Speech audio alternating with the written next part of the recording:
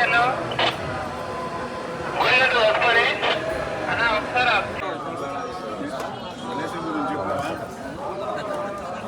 దేశం కోసం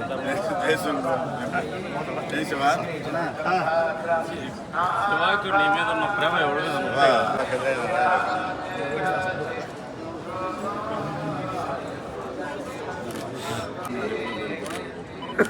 శివ ఫోటో చిన్న ఫోటో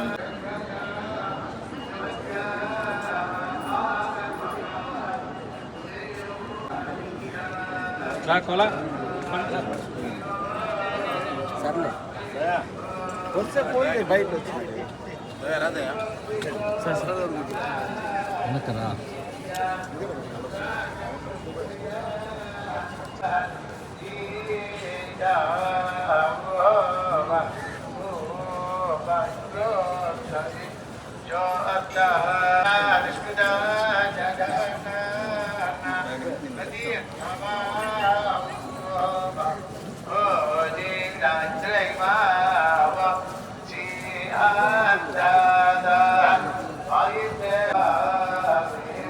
థ్యాంక్ యూ.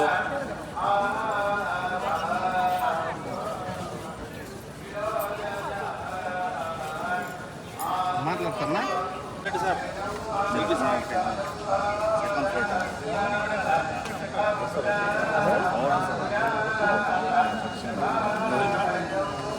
ఫోటో భజన చేసుకుంటున్నాను.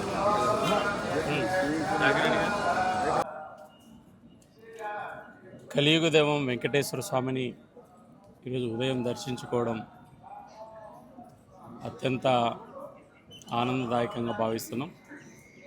నాతో పాటు ఈరోజు పార్టీకి సంబంధించిన సీనియర్ నేతలు కూడా పోలానంద్ గారు, దయాకర్ రెడ్డి గారు, ఇతర నేతలు కూడా పాల్గొన్నారు.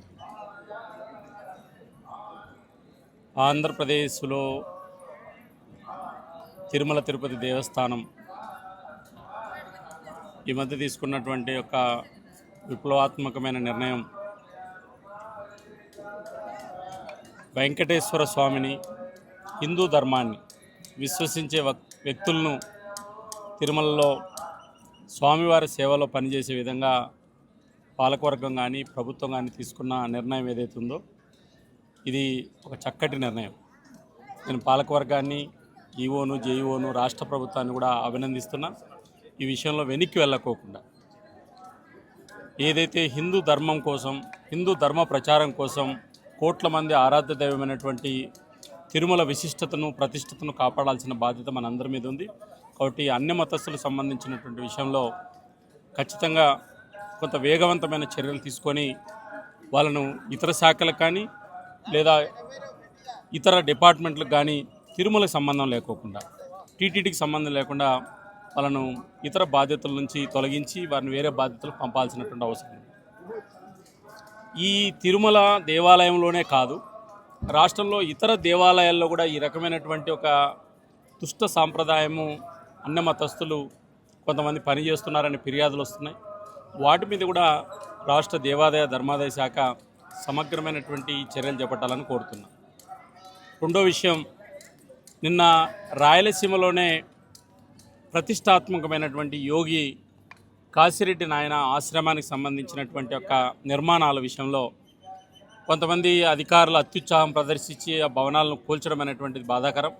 అయితే దీని మీద బాధ్యతాయుతంగా ఆంధ్రప్రదేశ్ మంత్రి నారా లోకేష్ గారి యొక్క ప్రకటన ఏదైతే ఉందో ఇది నూతన రాజకీయాలకు, నూతనమైనటువంటి ఒక చక్కటి సాంప్రదాయానికి నిలువెట్టు నిదర్శనం ఇది.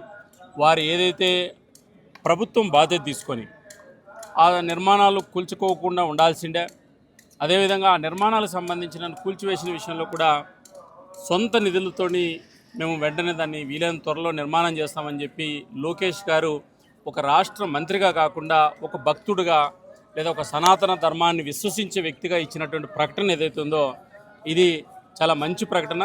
నేను లోకేష్ గారిని మనస్ఫూర్తిగా అభినందిస్తున్నా, రాజకీయాలకు అతీతంగా అభినందిస్తున్నా.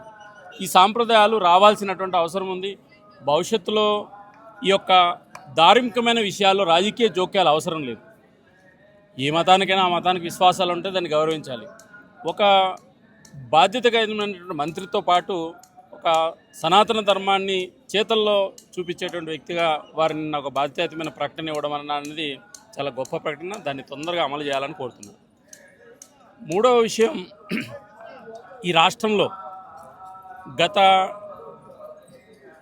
నెల రోజులుగా కొంతమంది అధికారులు, పోలీసులు అత్యుత్సాహం కారణంగా చాలా చోట్ల హిందూ శోభాయాత్రల మీద దాడులు జరుగుతున్నాయి. నిన్నైతే రాయచోటిలో ఒక స్వామీజీని ఇంట్లో వండుకునే దాని మీద కూడా నియంత్రిస్తూ నోటీసులు ఇవ్వడం అనేటువంటిది ఈ బాధ్యత రాహిత్యం. కాబట్టి ధార్మికమైన విషయాల్లో అధికారుల యొక్క కూడా చాలా జాగ్రత్తగా వ్యవహరించాల్సినటువంటి అవసరం ఉంది. ఎవరి మనోభావాలు కూడా దెబ్బతీయాల్సినటువంటి అవసరం లేదు.